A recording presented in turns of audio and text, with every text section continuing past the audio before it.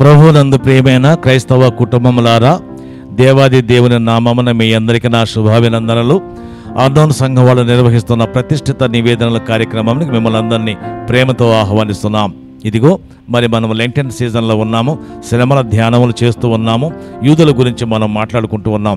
నిన్నటి వరకు మనం ఏం మాట్లాడుకున్నామంటే, యూదులు యేసుక్రీస్తుని అపార్థం చేసుకున్నారు, ఆయన మాటలు సరిగా అర్థం చేసుకోలేకపోయారు, ఆయన విమర్శించి తిట్టడానికి, కొట్టడానికి, చంపడానికి కూడా సిద్ధపడ్డారు.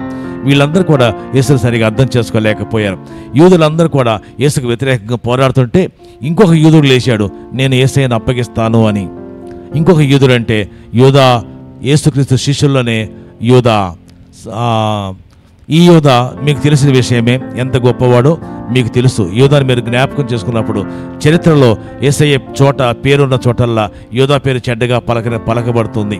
ఆ యూదా ఏమాత్రం మంచివాడు కాడని మనకు తెలుస్తుంది. కాబట్టి జ్ఞాపకం చేసుకుందాం. ఇస్కరియోతు యూదా గురించి ఈరోజు మనం ఆలోచన చేద్దాం.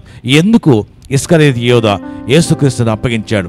ఒక మాట మనం జ్ఞాపకం చేసుకుంటే, ఇస్కరియోతు యూదా ఇస్కరియోతు అనే ప్రాంతం నుంచి వచ్చిన వాడు. అది ఒక ఊరి పేరు అది. తద్వారా ఇస్కరియోతు యూదా అనబడ్డాడు. తర్వాత ఆయన ఉద్దేశం ఏంటంటే, ఆయన డబ్బు మనిషి. డబ్బు ఉంటే ఆయనకి పేరు, ఖ్యాతి వస్తాయని ఆశ. ఆయన దగ్గర డబ్బు, దేవుడు యేసయ్య తెలిసి కూడా ఆయనకి డబ్బు సంచి ఇచ్చాడు. ఆయన దగ్గర డబ్బు మెయింటైన్ చేస్తున్నాడు. యేసయ్యను కనుక మనం దేశానికో రాజుకో అప్పగిస్తే నా దగ్గర డబ్బు ఉంటుందని ఆశపడ్డాడు. రెండవ కారణం ఏంటంటే, ఇస్కరియోతు యూదా విప్లవవాది. ఇస్కరియోతు యూదా విప్లవవాది అంటే రోమా ప్రభుత్వానికి వ్యతిరేకంగా పోరాడుతున్న విప్లవ గుంపులో ఒకప్పుడు ఇస్కరియోతు యూదా ఉన్నాడు.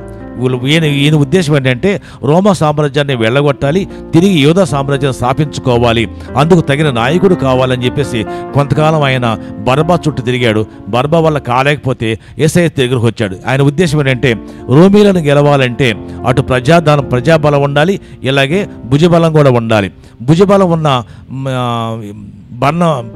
ఉన్న ఆయన గెలవలేకపోయాడు. ప్రజలు యేసయ్యని సపోర్ట్ చేశారు. కాబట్టి ఈయన ఉద్దేశం ఏంటంటే, నేను యేసయ్య సపోర్ట్ చేస్తే నా భుజబలంతో పాటు యేసయ్య బుద్ధిబలము, ప్రజాబలం కూడా తీసుకుని రోమీలను ఎదుర్కొని సామ్రాజ్యం స్థాపించవచ్చని ఆలోచన చేశాడు. యూదా సామ్రాజ్యానికి మరి విప్లవ రచనలు, విప్లవ గీతాలు పాడటం మొదలుపెట్టాడు. అందుకే యేసయ్య చుట్టూ చేరి యేసయ్యని ఎలాగైనా ఒప్పించి రోమా సామ్రాజ్యానికి నాయకుడిగా, అంటే విప్లవవాదిగా, తీవ్రవాదిగా యేసయ్యను తీర్చిదిద్దాలని ఆయన ఉద్దేశం. అందుకే యేసయ్య కోపం రావాలి, తిరగబడాలి, విప్లవం చేయాలి, వాళ్ళ మీద యుద్ధం చేయాలి, అప్పుడు మేము గెలవాలి.